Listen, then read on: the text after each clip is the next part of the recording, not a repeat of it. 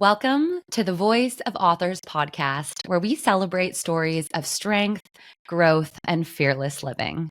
Today, I'm joined by Patty Bevilacqua, author of MS Doesn't Define Me and founder of Fear Less with MS. Patty is showing the world that a diagnosis is just one chapter and not the whole story. Today, we're going to be talking about life, about mindset, and how she's helping others turn challenges into their greatest source of power. I'm your host, Sam La Liberty, and we'll be diving into a story that proves no diagnosis can define the human spirit. Welcome, Patty. Thank you so much for being here. Thank you for having me. I love talking and planting a seed for others to hopefully see that anything that indicates a no sign is really not the end of the road. It's just a detour sign to something that you may never have expected that ends up being better than what you originally planned. So thank you. Thank you. That is such a beautiful way today to start our conversation. Your book is titled MS Doesn't Define Me. Thinking about your own journey with MS, what's been the most exciting way you've redefined yourself through this chapter? All my life, I wanted to be a teacher, and I decided to be a physical education teacher, and I was diagnosed with MS before the end of my first year. And I didn't see this coming. I was going to teach till I retired 35 years later, and it didn't work out that way. And there was a middle time when I just wandered around wondering, what's the point of all this? And then I just kind of opened my eyes and said, you know what? There's something calling me and I need to find it.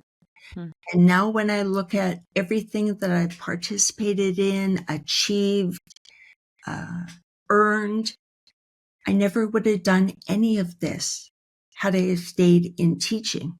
So that has been the joy I find every day, is just being open to unseen possibilities. And I'm a firm believer that whatever difficulty or situation you face, I'm not saying it doesn't matter. It does. Was it easy for me? Not at all. Did I want to quit? Absolutely. Did I fall into a deep, damp hole? I did. But when I came out and took the blinders off, I gave myself some grace. And that is just be open to what may come your way. On those days where it was challenging and you wanted to quit, was there a mindset shift that you noticed yourself having and transitioning to that really helped you stay more grounded and more positive? It was an event. Okay. I got a call from the MS clinic out at the university, and I qualified for a clinical research trial, a new drug that was 1 infusion every 6 months.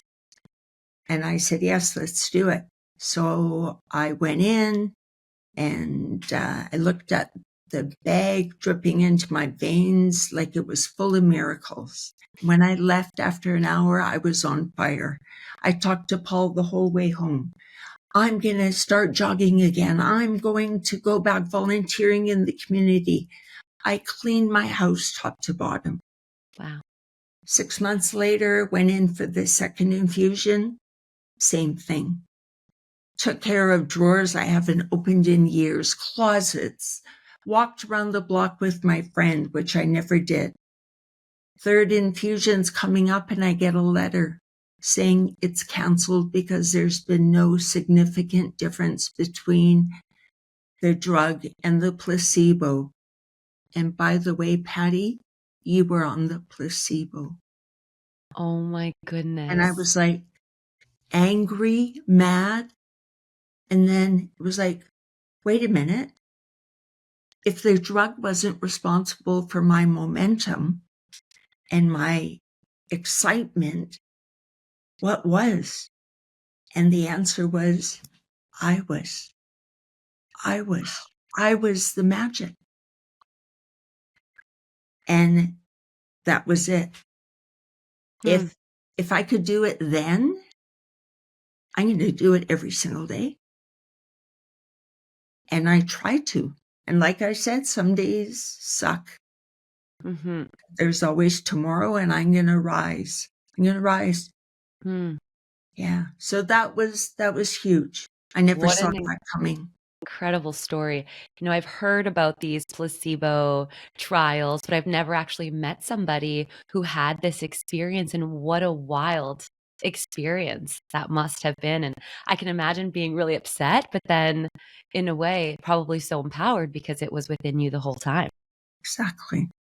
Incredible. So, of course, at some point you decide that you're going to turn your personal journey into a book. So, how did you know when it was the right time to share it? Is there a story or event that happened then? I can't pick anything specific, but I was doing little talks or meeting people, and when somebody looks at you and says, I feel like you're talking about me, Mm, or do you have any books or anything in writing where I can kind of follow you? What's your social media? And I just thought, you know what? I have something to share that may help people in ways I never thought. And it's not just for people with MS. And it's a journey. And I'm sure we all have snippets of that journey. And it's my voice. It's me. It's raw. It's real. It's absolutely. based on lived experience. It's not, there are no citations. There's no reference to academic work. It's, it, it's just me. And at the end of every chapter, I pose some questions. And it really doesn't matter where you are in your life or what challenges you may be facing, but maybe just looking at it a little differently might help you shake your invisible pom-poms and say, I got this. I can do this. I'm not ready yet I'm ready to rise. I'm ready to rise.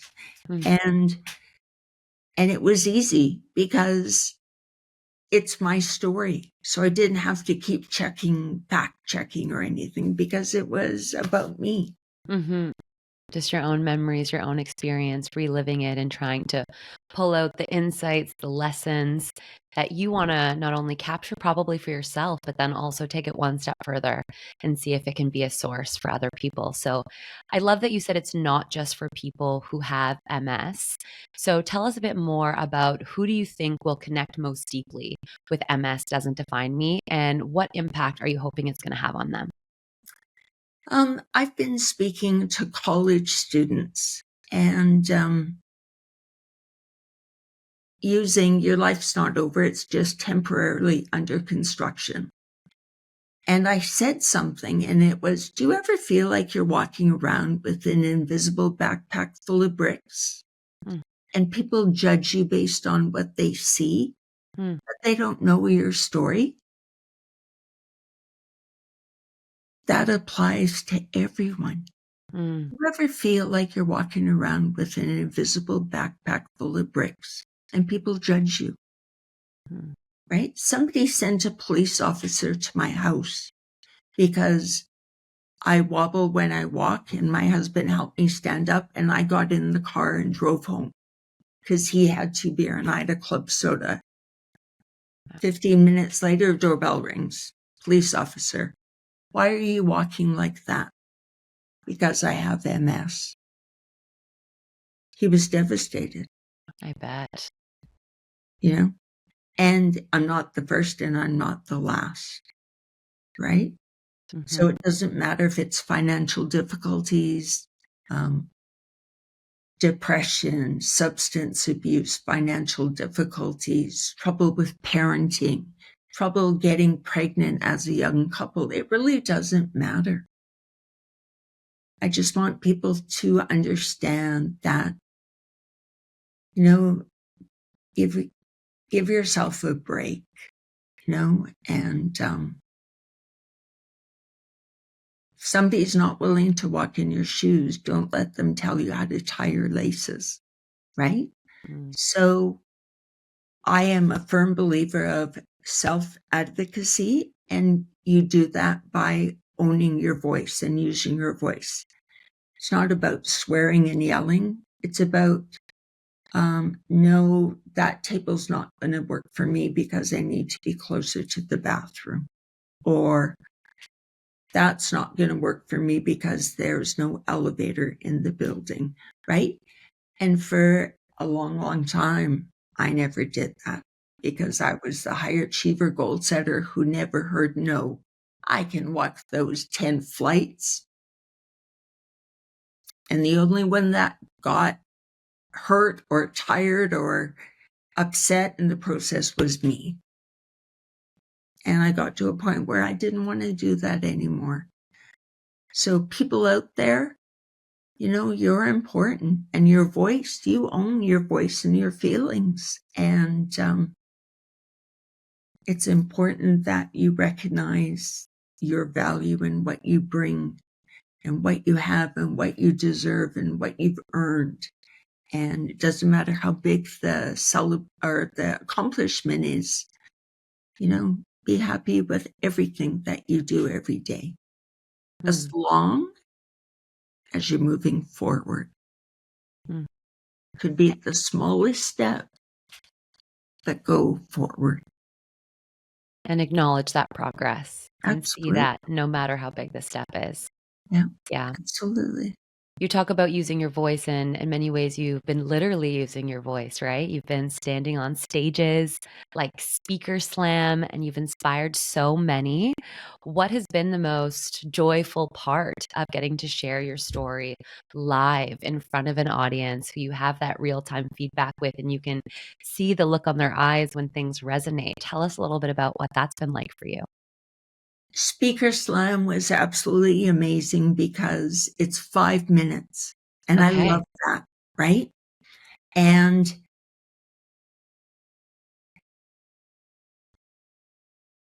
it was my speech was written and memorized, but the moment I sat down and opened my mouth, it just was so natural. The best part every time I speak is the people who come up to me afterwards and touch my arm and they say, thank you, Mm. thank you. Um, I'm going to use that. I'm going to tell my business, whatever, to look at bringing you in. Having anybody say thank you for sharing your story, doesn't get any better. Mm. Wow. You, of course, now have this growing community because you've been sharing your story so consistently. I'm imagining many people are sharing their story back with you about their own experience, maybe with their own journey of MS or a loved one, or like you said, it doesn't even have to be MS. But as people are sharing these stories back with you, how has it started to shape your own outlook on life and your personal mission and how you think about yourself? I have realized that being a goal setter, high achiever Yeah. is only one part of it. And that's really hard for high achievers and goal setters. The part I didn't get is the people, it's broke my heart, is the people I've met who have been dismissed by their families or coworkers Mm. because you don't look sick, right? I'm sitting here with you. There's no way you would know I had MS, right? And, the fatigue can be so bad I can barely stand, but I don't look sick. And so then you get, you should go to bed earlier, drink more water. My friend has MS. She uses this vitamin. You should give it a try. And, I appreciate it, but I just realized that it's out there. It's everywhere. It's everywhere. And we have to be our own. I say, talk to yourself like you would talk to your best friend, right? And and own it. Use your voice and own it. When you think about all of the opportunities and connections that I can imagine you've made over the years in this journey, is there one that really stands out that you just never could have imagined, that was particularly unexpected, that came as a direct result of you actually going out there and sharing your journey and being on the mission that you're on right now? There are so many. I bet. But I will always remember my chat with Annika from Spain. She has MS, and she was so excited about getting her electric wheelchair. And then she got really quiet, and she said, "But I don't want to use it in public because I don't want people trying to stare at me and try and figure out why I'm using it." And I said, "Oh, you need to shift your mindset. Think about all the places you can now go and not have to worry about falling, getting too tired to get back. You can go anywhere you want." And she got really quiet and she said, "I've always wanted to go to the museum, but the spaces between exhibits is just too far for me to walk." And I said, "You need to go. As soon as you're chaired, go. And it's about you. It's about you. Be safe. You don't have to worry anymore." Right? Mm-hmm. And a lot of the women that I've talked to, I'm in Canada. Canada has the highest incidence of multiple sclerosis in the world. Okay. And out of every 4 that are diagnosed, 3 are women. So when I first started this, I was connecting with women with MS, then started getting requests from husbands who care for their wives. And then it got a little bigger. Well, I don't have MS, but I have a lot of the same kind of experiences as you. And so it just grew. And the hardest, no, the,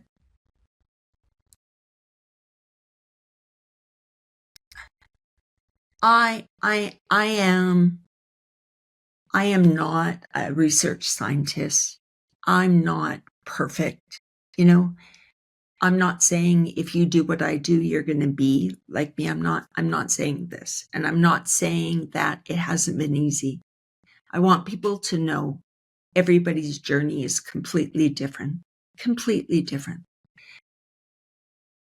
But if I make a difference or I have you think about something a little differently, you know, uh, then I feel really good about that because maybe you will then share that with somebody else. And it just keeps going on and on and on and on. And I think our world is changing significantly. But the way people think about themselves, I think, will always be the same. Like we either love ourselves or hate ourselves. And I don't think it has to be that way. Mm-hmm. You know, we are who we are. And what you can change is how you view it and who you set yourself up with and how you go through your day. That's the important stuff that we don't talk about. We talk about medication and pills and prescriptions. We don't talk about mindset. We don't talk about momentum. We don't talk about the internal dialogue. I'm a big person about humor and resilience. I sometimes say the most wackiest things and laugh because of it. And I mean, that makes somebody smile. Woohoo, Mm-hmm. Yeah. Absolutely. So much of it is about perspective, I'm hearing. Absolutely. Yeah. Absolutely. And I think that really runs parallel with the whole mindset, right? Yeah. Yeah. Absolutely. You're also the founder of Fearless with MS, which is such an uplifting platform. For those who are unfamiliar with the work you're doing there, can you share a little bit more about the mission of this platform? Sure, it's to provide a safe community for people to, um, they don't have to share. They can read and think and ponder. And it's not academic. It's July was Disability Pride Month. So I posted every single day. The first part of the month was, you know, we are not invisible. We are not broken. And the last part of the month is we are going to change the world. People with disabilities do things every single day that is going to add value to this society. So Fearless with MS is like that. It's upbeat, it's safe, it's a place where people can ask questions, share stories. I'm not really big about the memes and stuff. I want it to be enjoyable and informative, and I want it to be welcoming. I was a high school teacher for a number of years, and if I had 900 friends on Facebook, 842 of them are former students. Wow. I have one of the largest cheerleading teams in the world. They phone us, they sleep on our couch, they take us out for dinner, and I'm 6 hours away from where we used to teach. And many of them are young parents now and married and have great jobs. And they're always in there reading my stuff. And I just think I couldn't ask for anything more. They are my ambassadors. And I think everybody in that group are ambassadors of being fearless, Mm-hmm. right? It's okay to be scared about something, the unknown. I get that, right? I get that. I didn't know where all this was going to go. Mm-hmm. Um, it's about how you look at it and what you do with that information. And so, I just encourage people to find a group. Social media is huge. Find something where you feel safe, heard, and you like what you're seeing, reading, watching, right? Mm-hmm. You be your own champion. Be your own champion. Be your Mm-hmm. own champion. It sounds like you've really created your own safe space on the internet that is just as much for you as it is for everyone else in the community, which is so incredible. Given that the big theme is around fearlessness, what would you say your way of staying fearless is when life inevitably gets unpredictable? Right? And there it is in a nutshell. Unpredictable and inconsistent. There's no cure in sight. Nobody knows what causes MS, and there's so many autoimmune diseases out there that fall into that. I wake up in the morning and you know what? Today's going to be a great day. And if for some reason it doesn't work out to be, I just let it go. You know what? We're going to try it again tomorrow. And so what Right. helps me be fearless? Being real with myself, right? Paul says to me all the time, you are so stubborn. And I tell him I wear it as a badge of honor, Is right? Paul your partner? Yeah. And I met him in my first year of teaching. He's a PE teacher, athlete himself. And, he has learned so much about him in the process of living with me. Because I always say to him, when I fall, allow me to bounce once, because I might bounce back up to my feet and you're off the hook. But if I bounce a second time, can you help me out? Mm-hmm. And it's just about being real and honest And a real significant moment or lesson I learned is it's okay to ask for help. It's okay. It doesn't make you any less than, you know? And I said one time to somebody, if I fall and I don't ask for help, there are days when I'm not going to get up. And we have bears over there and So, it's not easy. I'm not saying it is, but it's okay. It's okay. Absolutely. And I've found in my own journey of asking for help more, most people want to help. Most people, it feels good to help other people. So you're almost giving them the gift of feeling good about themselves for doing something good too. But for some reason, so many of us are scared to ask for help. And you're exactly right with what you said. By asking for help, we help other people feel good about themselves. And what a Totally. treat, right? Totally. Thinking back on your journey, is there a moment where you relive it in your mind and you're like, this is what living fearlessly looks like or feels like for me, that just like really embodies what we're talking about today? Any stories that come to mind? Mm.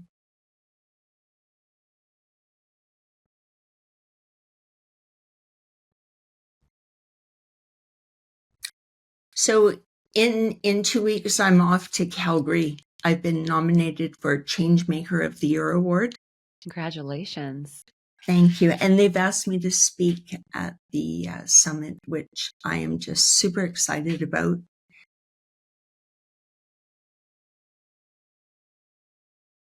I think it's about things that I have not intentionally tried, so I can't really pick anything. It's been the awareness of others, of me, right? Oh, like I live in a small town and I know lots of people. And I was back home visiting my sister, and there's a lady who used to live in this town. And she said, "You're from Grand Forks. You're Patty who has MS." She goes, I follow you online. And I'm like, oh, wow, that's so cool. Do you live here now? And, off we go to the races. So no significant moment. It's just the connections. It's all about the connections. The lady who nominated me for this award, I didn't know her. I will meet her. And,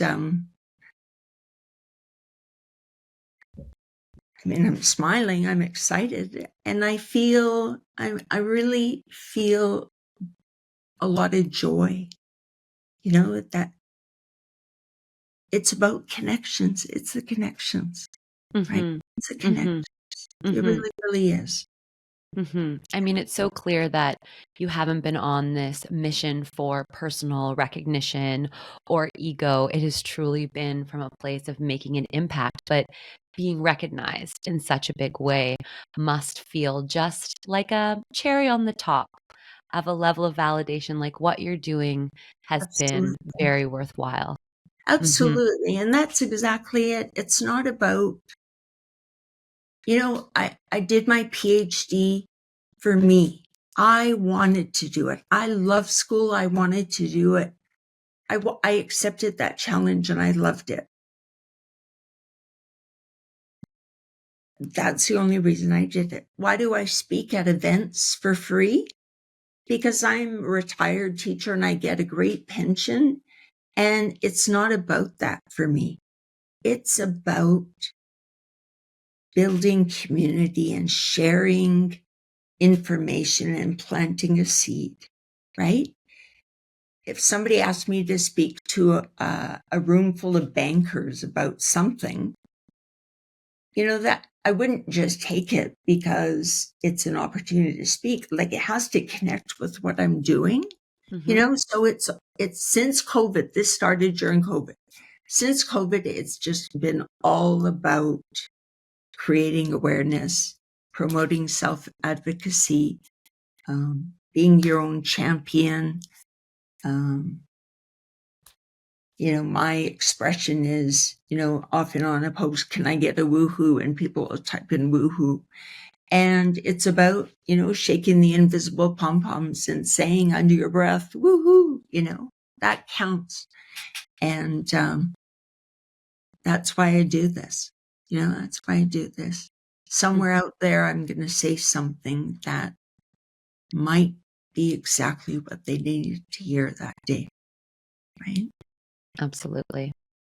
Well, as we wrap up today's conversation, you have left us with so many messages and mantras and stories and wisdom. So thank you so much for that. If someone who came across this conversation and didn't know your story or wasn't familiar with your work, what is one empowering message you want them to leave with today?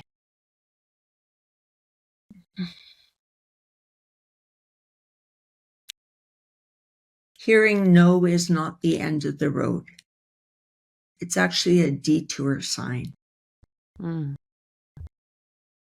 Go forward because you might find something unexpected that is going to end up being better than you ever thought. And never think you're done.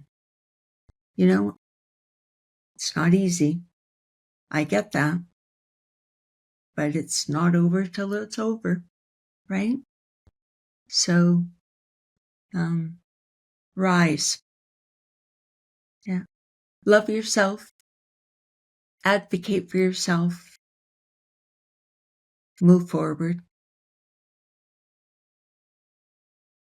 I love that. I love that we really started and ended today's conversation with that reminder that no matter the setback, the challenge, the roadblock, really seeing it as that just a moment, maybe a detour, a pivot opportunity, but it's not the end.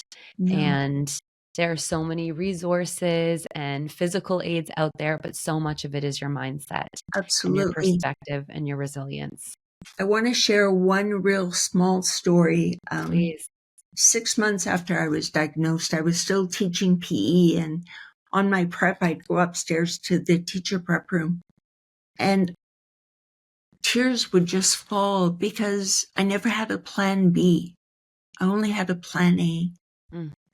And the door opened and closed, and a teacher came in, and it was the man I ended up marrying. And he said to me, do you know why you have MS, Patty? And I was just so angry. And I looked at him, I said, no, but since you know everything, you're going to tell me, right? And he said, yeah, I have something to say. He said, Patty, you were so great. You were so great in your previous life that the universe had to give you a challenge this time around so you could help other people to rise. Wow. You were so great. So listeners out there, you got to challenge this time around because you were so great in your past life that the universe knows that you have things to share with other people that are going to make a difference. And I just hope that in my past life, my tiara was more like a gold crown with lots of jewels. I think it was. Patty, thank you so much. What a beautiful way to end. And thank you to everyone who tuned in to hear more about Patty's story. Her journey reminds us all that no diagnosis, no challenge defines who we are. It's how we rise that tells our story. So you can find Patty's book, MS Doesn't Define Me, and follow her inspiring work on her website. She's also on Instagram at Fearless with MS. She has stories on fearlesswithms.substack.com. She has a TEDx talk, Unmasking Invisible Illness, Finding Strength in Vulnerability. All of these links to incredible resources will be listed in the episode description. So until next time, friends, stay fearless and keep writing your own definition of life. Thank you so much. You're welcome. Thank you.